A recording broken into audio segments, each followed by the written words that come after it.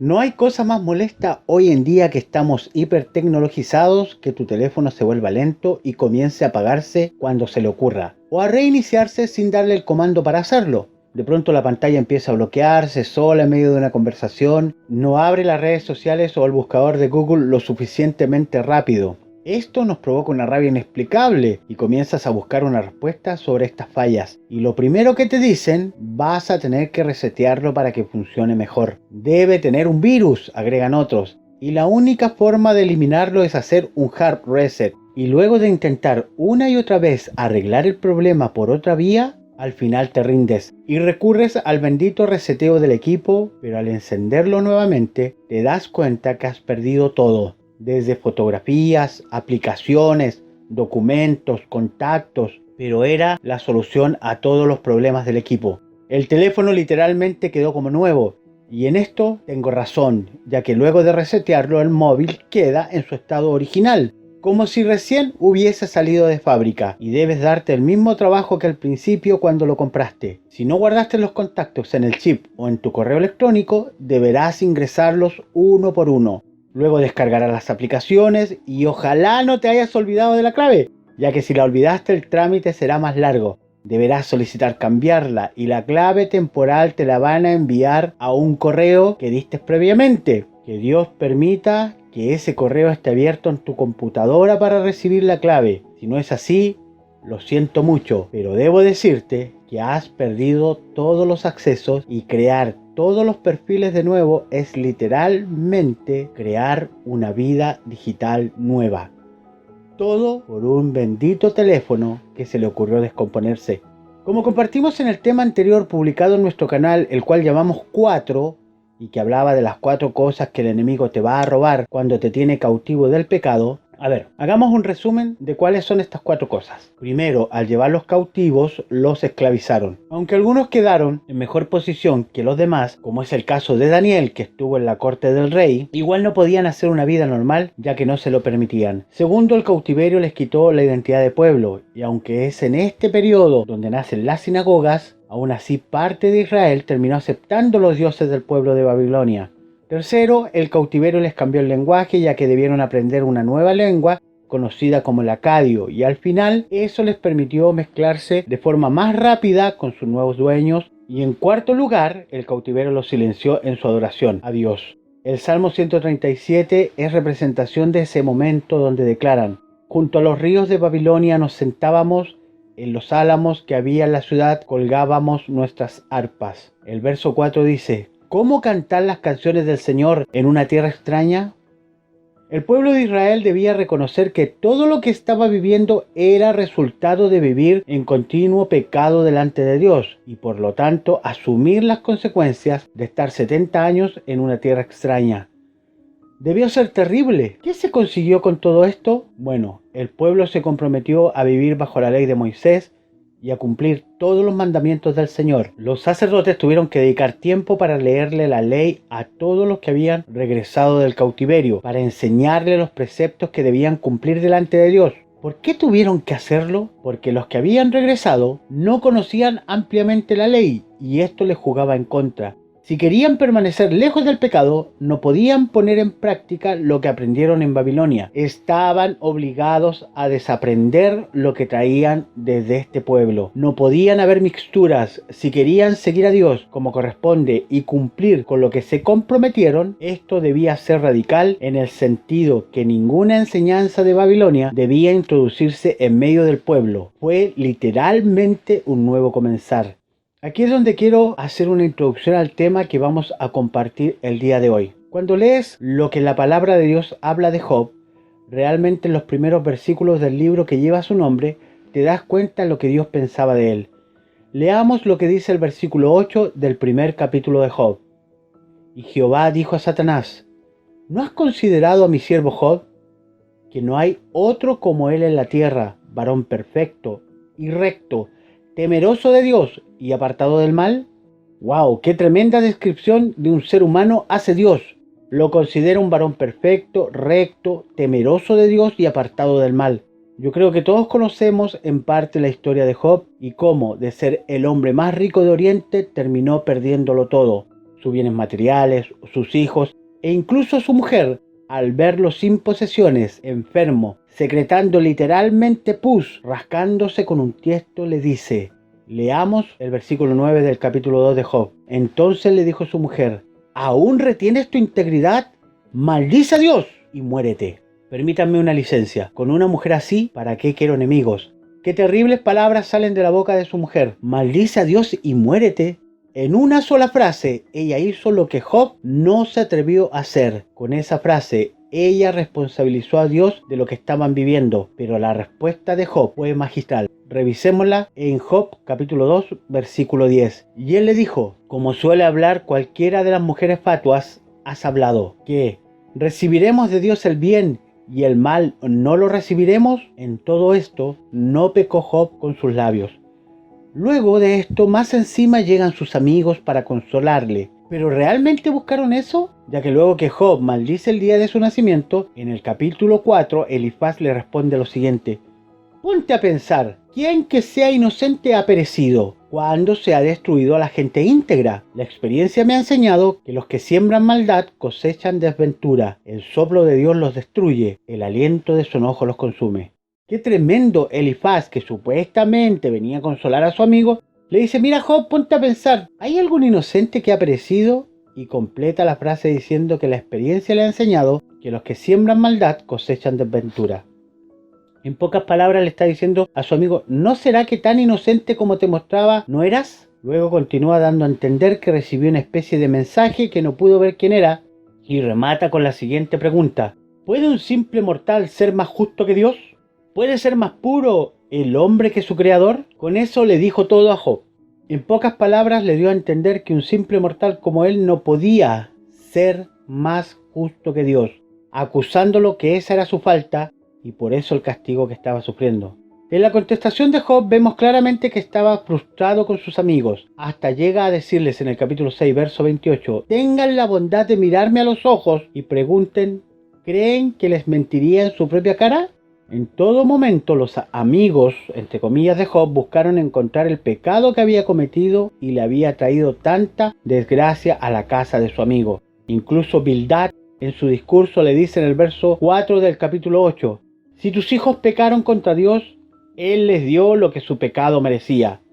Y a Job le dice, pero si tú vuelves la mirada a Dios, si le pides perdón al Todopoderoso. Con la frase, si tú vuelves la mirada a Dios, si le pides perdón al Todopoderoso, estaba asumiendo que Job debía pedir perdón por ese pecado que le ocultaba a sus amigos. Pero hagamos una pausa y recordemos lo que Dios mismo decía de Job en el capítulo 1, versículo 8. Y Jehová dijo a Satanás, ¿no has considerado a mi siervo Job, que no hay otro como él en la tierra, varón perfecto y recto, temeroso de Dios y apartado del mal? Perdón que lo diga, pero esto que decían los amigos de Job da a entender que no tenían la menor idea de qué estaban hablando. Y esto nos va a ocurrir muchas veces en nuestra vida como cristianos. Y es el resultado de lo que se ha enseñado por mucho tiempo en la iglesia, que el cristiano que sirve a Dios y está conforme a su palabra no tiene por qué irle mal en sus caminos. Algunos han llegado a decir que ni siquiera deberíamos enfermarnos, pero se equivocan.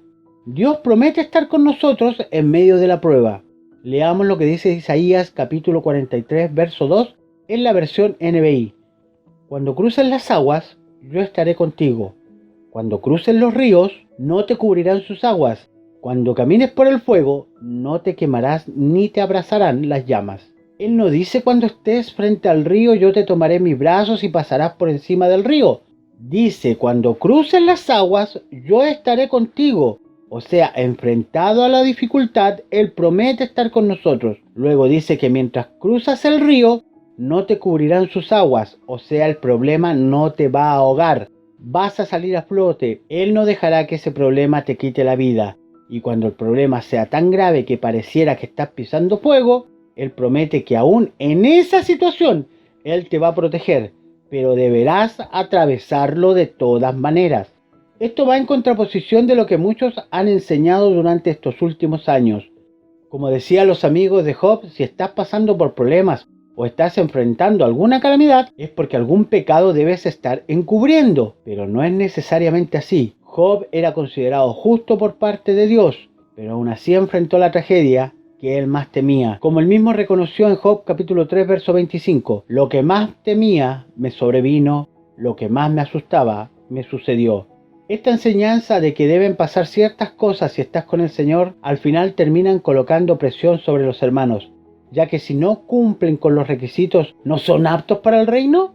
Por eso es tan importante entender lo que los textos dicen. Tomemos un ejemplo como Mateo 6:33 que dice: buscad primeramente el reino de Dios y su justicia, y todas estas cosas os serán añadidas. ¿Qué cosas serán añadidas? Están mencionadas en el mismo capítulo, versos más atrás. Por tanto os digo, no os afanéis por vuestra vida, que habéis de comer o que habéis de beber, ni por vuestro cuerpo, que habéis de vestir.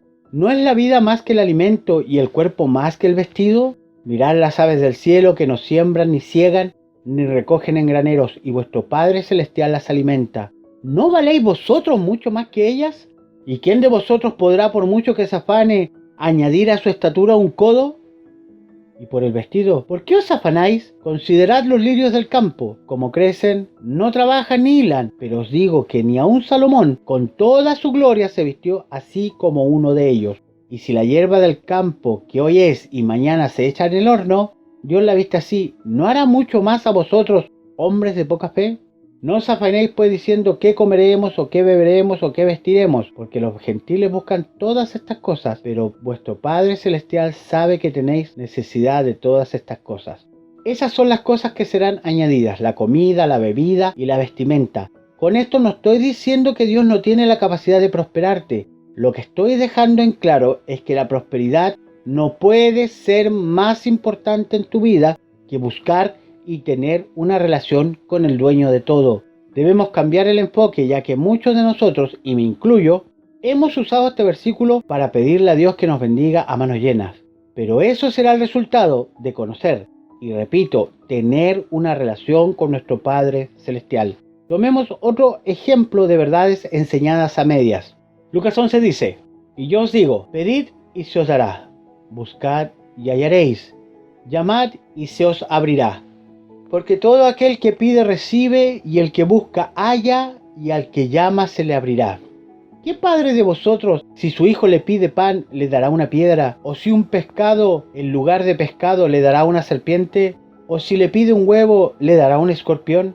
Pues si vosotros, siendo malos, sabéis dar buenas dádivas a vuestros hijos, cuánto más vuestro Padre Celestial dará el Espíritu Santo a los que se lo pidan. Este es otro texto que se enseña hasta la mitad. La mayoría lo conoce, pues si vosotros, siendo malos, sabéis dar buenas dádivas a vuestros hijos. Hasta ahí lo conocemos en relación con enseñarnos que Dios nos provee de todo lo que le pidamos, pero se olvidan de la parte fundamental. Analicemos un poco este texto. Los versos 9 y 10 dicen en resumen que el que pide recibe. Eso está claro para todos, no tenemos dudas al respecto, ya que se nos enseña desde que somos muy nuevitos en el Evangelio. El verso 10, 11 y 12 hablan de la relación que debe tener el que pide para recibir. Dice claramente: ¿qué padre de vosotros, si su hijo le pide pan, le dará una piedra? ¿Entienden? ¿Qué padre de vosotros? Esa es la relación que se debe tener, una relación de padre e hijo. El verso 13 declara que aun siendo malos, igual daremos a nuestros hijos lo que nos pidan. ¿Pero para qué es esto? ¿Para tener riquezas? ¿Tener el último smartphone? ¿La casa más grande? No. El último versículo de la pregunta plantea qué es lo que vamos a recibir y qué es lo que tenemos que pedir. ¿Cuánto más vuestro Padre Celestial dará el Espíritu Santo a los que se lo pidan? Jesús hizo toda esta introducción para dejar en claro que Dios, nuestro Padre Celestial, nos dará el Espíritu Santo a los que se lo pidamos. Repito, con esto no estoy diciendo que Dios no pueda prosperarte. Lo que estoy diciendo que cuando preferimos ser bendecidos a tener una relación con el Padre, estamos cometiendo un error. Es más, creo firmemente que si Dios nos prospera, es con un propósito claro y preciso: el poder bendecir su obra, el mantener a algunos misioneros, compartir con el que no tiene, etc. Todo lo que Dios hace es porque Él tiene un propósito. Nada de lo que nos sucede es al azar. No somos una ruleta para Dios, somos su creación. Y ahora vamos a entrar de lleno al tema de hoy. Era necesario hablar de estos asuntos para que podamos entender lo que Dios nos quiere decir el día de hoy. Luego de todo el desastre que vivió Job y que sus amigos insistieran en que algún pecadillo tenía escondido por ahí, llegamos al capítulo 42 de este libro y la declaración que hizo Job. Para eso leeremos la nueva versión internacional. Job respondió entonces al Señor, le dijo: yo sé bien que tú lo puedes todo, que no es posible frustrar ninguno de tus planes. ¿Quién es este?, has preguntado, que sin conocimiento oscurece mi consejo. Reconozco que he hablado de cosas que no alcanzo a comprender, de cosas demasiado maravillosas que me son desconocidas. Dijiste: ahora escúchame, yo voy a hablar, yo te cuestionaré y tú me responderás. De oídas había oído hablar de ti, pero ahora te veo con mis propios ojos. Por tanto me retracto de lo que he dicho y me arrepiento en polvo y ceniza. Sé que hasta ahora te has preguntado qué tiene que ver el título de este tema con lo que hemos compartido. Bueno, debo reconocer que al principio, cuando Dios me entregó esta palabra, tampoco entendí mucho lo que quería decir. Pero al meditarla fue poco a poco dándome a entender que esta palabra es para estos tiempos.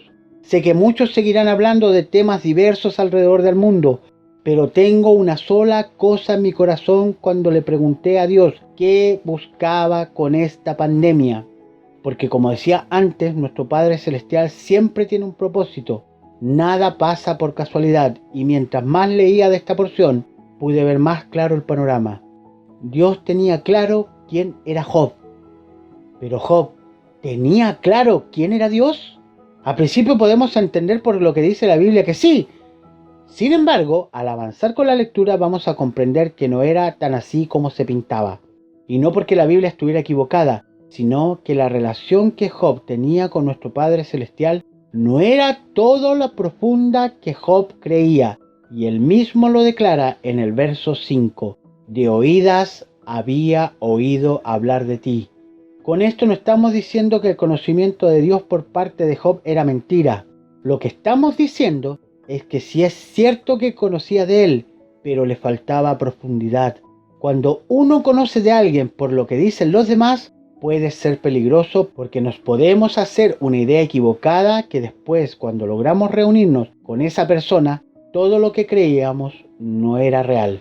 Job había escuchado hablar de Dios. Quizás alguien le contó que debía hacer sacrificios cada vez que sus hijos hacían convite por si acaso cometían algún pecado. La relación de Job con el Padre necesitó de esta terrible situación para que se hiciera más profunda. Luego de reconocer que de oídas había escuchado hablar de Dios, declara: pero ahora te veo con mis propios ojos. O como dice la versión Reina Valera 1960, ahora mis ojos te ven. Entendiendo que esos ojos no son los físicos, sino los espirituales. Ahora veía al Padre en su magnificencia y entendía su grandeza. Ahora sí tenía la relación con el Padre que siempre anheló, lo que como resultado trajo que él se retractara de todo lo que había dicho, aunque con ninguna de sus palabras cometió pecado. Literalmente Dios tuvo que resetear a Job. Lo volvió a su estado más natural, lo dejó sin nada, lo dejó igual que nuestros smartphones cuando le hacemos un reseteo, guardando las distancias por supuesto. Job volvió a su esencia más pura y en ese momento recién pudo establecer una relación más estrecha con el Padre, luego que sacó todo lo que había aprendido y se dejó enseñar por Dios. Esto es lo mismo que Dios ha hecho con su pueblo cuando el pecado ha prevalecido. Lo veíamos al principio cuando hablamos del cautiverio de Judá en Babilonia. Al volver a Israel, los sacerdotes fueron usados para resetear al pueblo. Le enseñaron nuevamente la ley para que el pueblo no volviera a equivocarse. Y aunque no lo creas, esto es exactamente lo que Dios está haciendo en medio de esta pandemia. Dios nos ha vuelto a la forma más pura de su evangelio. Estamos buscando a Dios en medio de nuestras casas. Hemos vuelto a leer la palabra de Dios. Ahora entiendes por qué hablamos de las verdades a medias enseñadas. Por mucho tiempo hemos hecho cosas que no necesariamente son pecado, pero sí han sido consideradas faltas delante de Dios. Me he dado cuenta que como nunca los pastores en las diversas plataformas han cambiado radicalmente sus predicaciones y han vuelto la mirada hacia nuestro Señor. Cuando les compartí el mensaje barbecho, la técnica del barbecho en la agricultura hace esto precisamente: para en seco la producción y deja descansar la tierra para que recupere sus nutrientes y se oxigene para que el próximo ciclo de cosecha sea más abundante. Nos ha pasado esto por mucho tiempo. Hemos producido y producido sin darnos cuenta lo que hemos estado enseñando. Ha sido tanto el afán por producir que nos hemos olvidado de buscar una relación más estrecha con el Padre. Imagínense esto. ¿Cuántos de nosotros hemos dicho la siguiente frase? Ni una hoja de un árbol se mueve si no es la voluntad de Dios. Esta frase suena muy espiritual, pero si yo te preguntase, ¿dónde está este texto bíblico? Te doy por seguro que no lo encontrarás, ya que esa frase no proviene de la Biblia. Viene del libro El Quijote de la Mancha, en su volumen 3. Y se ha enseñado como si fuese parte de la Biblia. Hay tanta variedad de enseñanzas que literalmente Dios tuvo que detener el mundo para volver a la enseñanza adecuada de su palabra. Dios tuvo que permitir un virus microscópico para que tú y yo volvamos a la fuente y no sigamos haciendo las cosas por si acaso. Además debemos entender que en el final de los tiempos la apostasía va a crecer en manera exponencial y tenemos que prepararnos para no ser engañados. Es tiempo de buscar a Dios y recibir la revelación directa del Espíritu Santo. Al final, Job dice literalmente, por tanto me retracto de lo que he dicho y me arrepiento en polvo y ceniza. Esta es la actitud que como pueblo de Dios tenemos que tener. Debemos reconocer que no lo hemos hecho de la mejor forma y si de algo tenemos que arrepentirnos, tenemos la obligación de hacerlo. Debemos aprovechar esta oportunidad y aunque suene contradictorio, esto que ha pasado es una oportunidad para volver al camino correcto. Con esto no estoy desconociendo lo difícil que ha sido y la cantidad de personas que han fallecido. A lo que me refiero es que si Dios permitió que se detuviera el mundo, aprovechemos de hacer una retrospección y podamos revisar nuestros corazones para ver qué es lo que hemos hecho sin un respaldo bíblico en nuestras vidas. Como lo que compartimos, que ni una hoja de un árbol se mueve si no es la voluntad de Dios. Mientras Job se rascaba sus heridas llenas de pus, solo con un tiesto de greda, tuvo tiempo, a pesar de sus amigos, tuvo tiempo de conocer a Dios como nunca antes lo había conocido. Ahora quisiera hacerte una pregunta. Si fallecieras hoy, ¿dónde pasarás la eternidad? Si me dices que has sido justo, por lo tanto crees que en el cielo, te respondo lo que dice Romanos 3:10, como está escrito, no hay justo ni aun uno. Si me dices que no crees en Dios, te respondo lo que dice el Salmo 19:1, los cielos cuentan la gloria de Dios y el firmamento anuncia la obra de sus manos. Si me dices que lo harás, pero más adelante, te respondo lo que dice Proverbios 27:1. No te jactes del día de mañana, porque no sabes lo que el día traerá. Y así podríamos continuar, tú dándome excusas y yo respondiéndote con la palabra de Dios. Lo que te quiero decir con esto es que nadie en esta tierra es tan bueno o tan malo para no necesitar a Jesús como su Señor y Salvador. Y si no le recibes en tu corazón, la respuesta a la pregunta que te hice será que pasarás tu eternidad en el infierno. Así es, nadie que no le haya pedido perdón a Dios por sus pecados pasará la eternidad con Él. Esta decisión la tienes que tomar mientras estés con vida y consciente, ya que al momento que mueras será demasiado tarde y ya no podrás, por más que te afanes, cambiar el rumbo de tu eternidad. Este es el tiempo de recibir a Cristo en tu corazón. Repite conmigo esta oración. Dios mío, reconozco que soy un pecador y me arrepiento de todos mis pecados. Creo en mi corazón que Jesucristo es el Señor y que es tu Hijo amado. Reconozco que Cristo murió por mis pecados y que tú le resucitaste de entre los muertos. Yo abro las puertas de mi corazón y te recibo como mi Señor y mi Salvador. Inscribe mi nombre en el libro de la vida. Amén. Que Dios te bendiga realmente. Si has hecho esta oración, comunícate con nosotros, déjanos un comentario en la casilla de aquí mismo del video o escríbenos al correo electrónico misionurbanamedia@gmail.com. Que Dios te bendiga